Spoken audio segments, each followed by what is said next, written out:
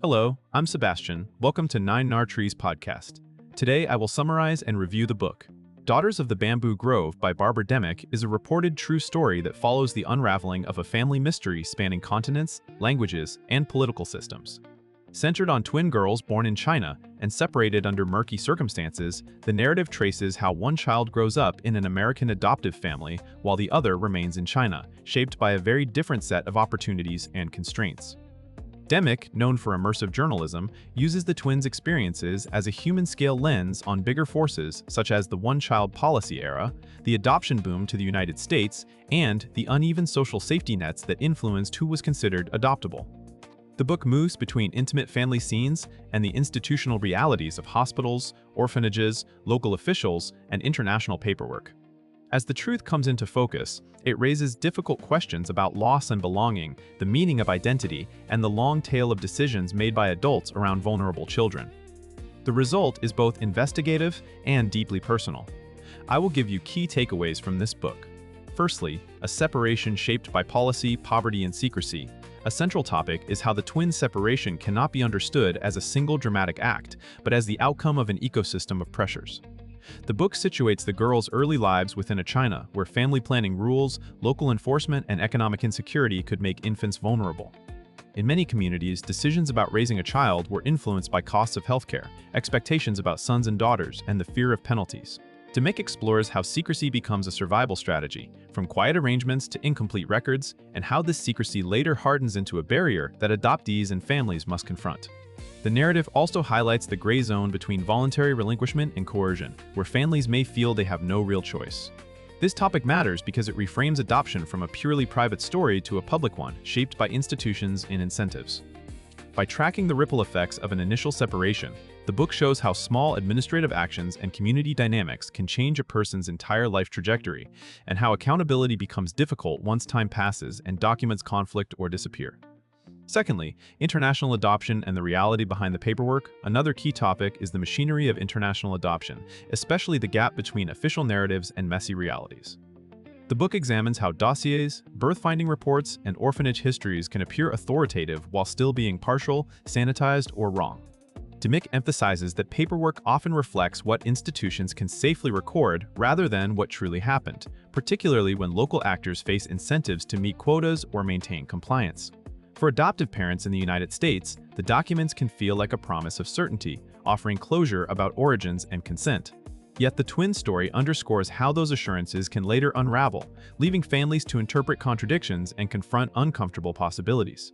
This topic also explores the emotional stakes for adoptive families, the desire to do good, the fear of complicity in wrongdoing, and the challenge of parenting a child whose history may be unknowable.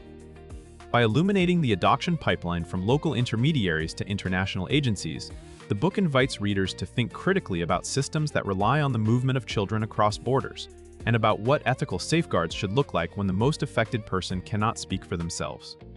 Thirdly, two lives, two cultures, and the weight of divergent upbringings. The twins' parallel lives form a powerful study of how environment shapes identity, health, education, and belonging. One grows up in the United States within an adoptive family, navigating questions of heritage, race, and origin while benefiting from American resources and expectations. The other remains in China, rooted in local culture and family networks, but constrained by different educational pathways, social services, and economic prospects. Demick treats these differences with nuance, avoiding simplistic claims that one life is purely fortunate and the other purely tragic. Instead, the book shows how each context offers forms of security and forms of loss, and how the meaning of family differs across cultures. This topic also highlights the psychological complexity of being a twin without knowing it, the sense of incompleteness, the persistent curiosity about resemblance, and the grief that can accompany later discovery.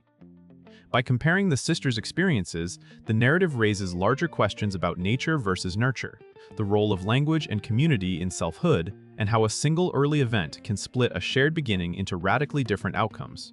Fourthly, searching for origins, investigation, DNA, and the ethics of reunion, the book devotes significant attention to the process of finding answers, showing how modern tools and old-fashioned reporting converge.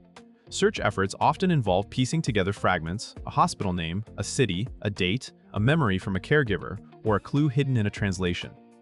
DNA testing and online databases can accelerate discovery, but they also introduce new ethical dilemmas, including consent, privacy, and the possibility of exposing painful secrets from multiple families at once. Demick examines how reunions are not a simple happy ending, but a complicated beginning, requiring emotional negotiation and patience. For adoptees, learning the truth can bring relief and disorientation simultaneously, as identity stories must be rewritten. For birth families, reunion can reopen trauma, guilt, or anger, especially when explanations are contested. For adoptive families, it can be an exercise in humility and support, redefining family as an expanded network rather than a closed unit.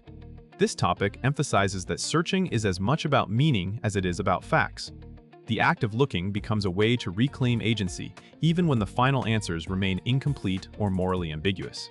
Lastly, accountability, compassion, and what the story suggests for the future. Beyond the twins, the book engages with what justice and responsibility might look like in cases involving disputed adoption histories.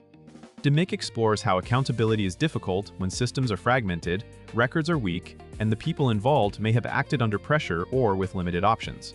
The story prompts readers to consider multiple forms of harm: the harm of separation, the harm of misinformation, and the harm of silence that prevents healing. At the same time, the book shows the role of compassion, not as an excuse, but as a way to understand how ordinary people become entangled in extraordinary outcomes. This topic also points toward broader lessons: the need for transparent child welfare practices, stronger verification in international placements, and long-term support for adoptees seeking identity and connection.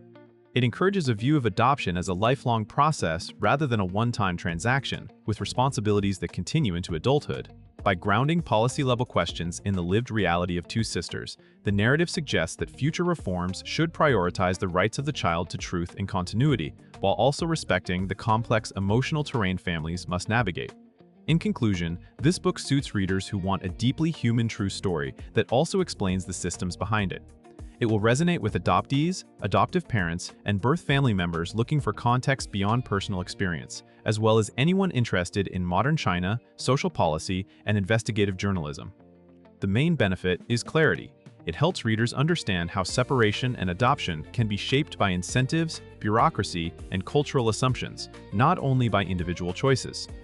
That understanding can strengthen empathy, improve the way families talk about identity and origin, and encourage more ethical decision-making in adoption-related spaces. It is also valuable for readers who care about truth-seeking, because it demonstrates how persistence, documentation, and new technologies can challenge long-accepted narratives while still honoring the emotional complexity of everyone involved. Compared with similar books that focus only on an adoptee's memoir or only on policy critique, Demick combines intimate storytelling with reported detail, giving the reader both heart and structure. The result feels worth buying because it offers a complete reading experience, a compelling narrative, a careful examination of institutions, and lasting questions that stay relevant long after the final page. If you would like to support Barbara Demick, you can buy the book through the Amazon link I've provided in the podcast description. After reading the book, please let me know what you think and share your thoughts. See you around.